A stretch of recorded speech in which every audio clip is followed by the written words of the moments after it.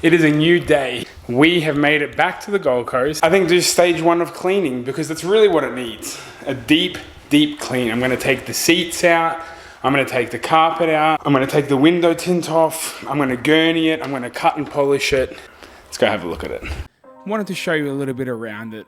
I think a lot of the gunk that was on there was purely because John mentioned to us that he had not washed the car for over 1 year. That was because there's actually no water on his farm. That's why he was selling the car to purchase a new water tank. After looking around though, it definitely could see that I had a big job ahead of me.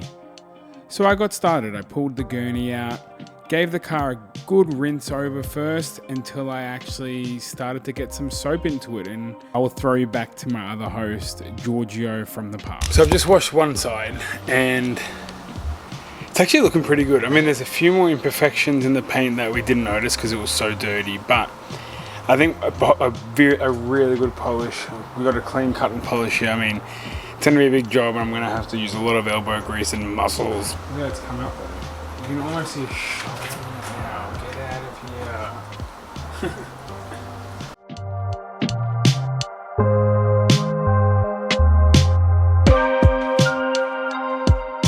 My mess is a bit of a hair.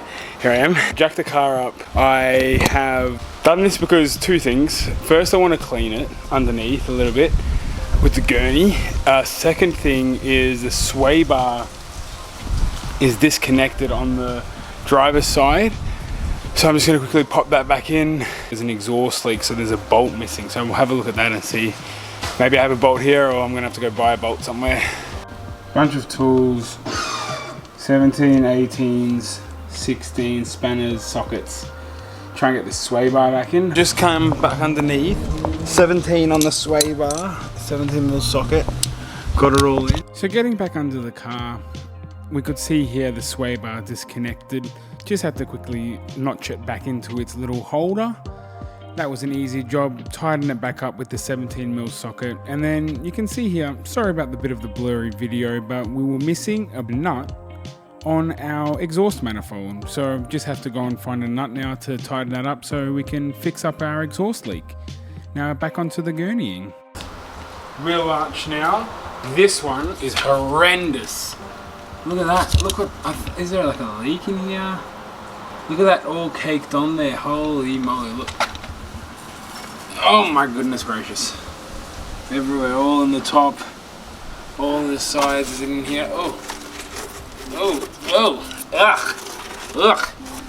Oh, this one's like, oh, goodness gracious. Goodness gracious, it's audacious.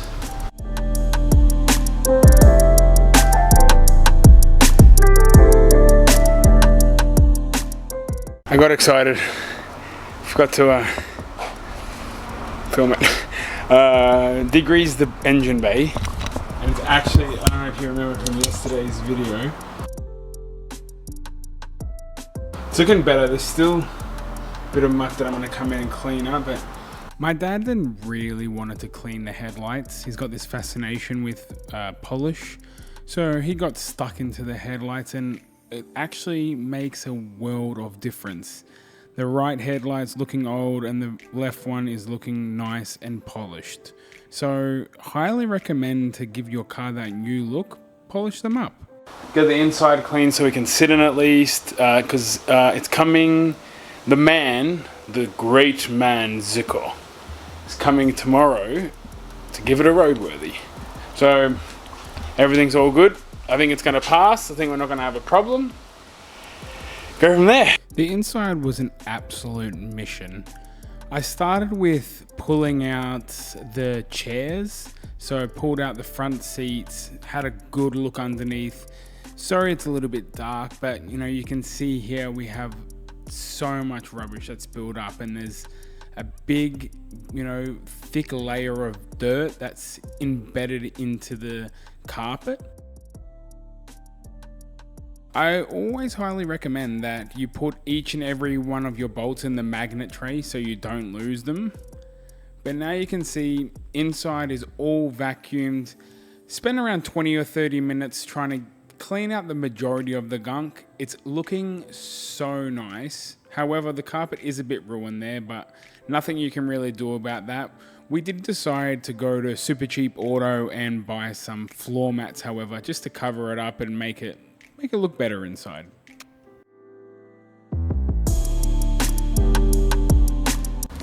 Stop for the day. The car is looking 1,000 times better. Literally 1,000 times better. Vacuumed it, the front, the back, the seats, cleaned the engine bay, washed the outside, took all the wheels off, washed them, fixed the sway bar that was off, put a new nut on the headers. Then tomorrow we just have to pull the window tint off, vacuum the boot, needs a dye vacuum, and then it's pretty much ready. Show you the progress. Welcome to a new day. The second day on. Today I'm going to spend polishing this thing, and you know, polishing is one of those jobs that it's not ideal, it's not fun, because it's definitely very labor heavy. However, the result you get from it is unbelievable once it's finished. So I don't know if you can see, but we're going to try and get out all these scratches here on the door.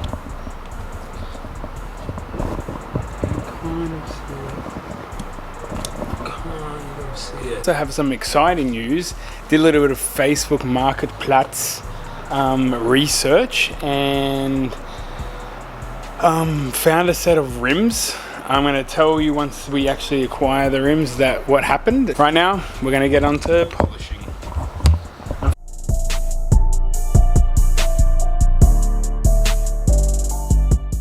So far, so good. Looking like a very Muhammad right now. It's coming up nicely.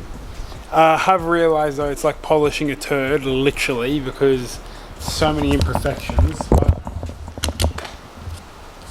look at the shine here. That never existed before. Pow, pow. What? At this point, I've spent so much time looking at the car, I can't even see if it looks better or not, but from looking at the video, it's looking worlds apart. It's completely clean. It doesn't have as much grit. There are still a little bit of layers of dirt that you can't get out, but it's looking incredible. Alrighty, the car has been polished and cleaned.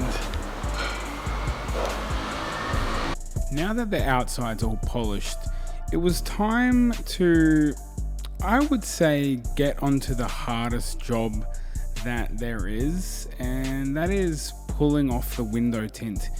It is so old and so brittle.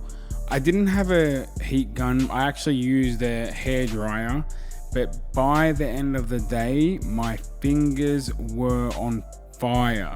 I used a blade and a heat gun, and that was all. I got so excited about the rims, I forgot to tell you guys about them. So I quickly chucked them on the car, but I'd like to give you a bit of a story. So the car actually needed 2 new tires. The backs were okay. However, I thought, well, we can replace all 4 rims and get brand new tires for potentially cheaper than 2 brand new tires. So I went onto Facebook Marketplace and I found a set of 4 CI Kiwami, I guess they were reps. He had them for sale for $700, ended up getting them for $300. However, he never told us that one of the rims had a crack in the front, so it didn't actually hold any air. We had to go and get that repaired, which cost $75. So in total, for 4 wheels and 4 brand new tires, we had to spend $375. Overall, excellent work. Finished for the day. And the car has some new shoes. You can't really see it. I'll show you tomorrow, but wrecked. Polished the car, took the window tint off, put the new rims on, pumped the tyre up with a bike hand pump. Takes it out of you. The end of a day here on the Gold Coast. And there is good news. There is good news. We have secured a sale of the Subaru. 4 on it at the moment.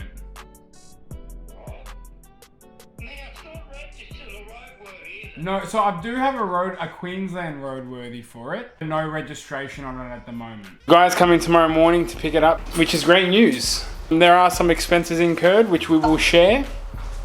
But overall, great success. So just wait, because we have another car in store next. I'm excited. For the final day, I thought I'd quickly give you a bit of a breakdown of what happened and how much it actually cost. So we purchased the Subaru for $1,000. The day permit was $28. The fuel for the Mazda we borrowed and the Subaru was $172. The roadworthy was $121 because there was a credit fee, or there was a card fee. The tires and rims were $300. Super cheap order, that was for floor mats and just miscellaneous cleaning products. We ended up changing the brake pads, but we didn't actually need to, so that was an expense that didn't need to be incurred. And then the cracked rim, $75. So it cost us $1,826 in total, and we sold it for $3,700, which is $1,873 profit. Putting the final touches on the Subaru, the buyer is coming to pick it up, $3,700. Taking it away, he's paid the deposit yesterday. He absolutely loves the car. Looking forward to showing him the car. This morning, just gave it a quick wash, bit of a chamois, a little bit more of a vacuum. It needed still a little bit more. I mean, it far out didn't need some love. But now, it's looking pretty much spotless. Can't believe it.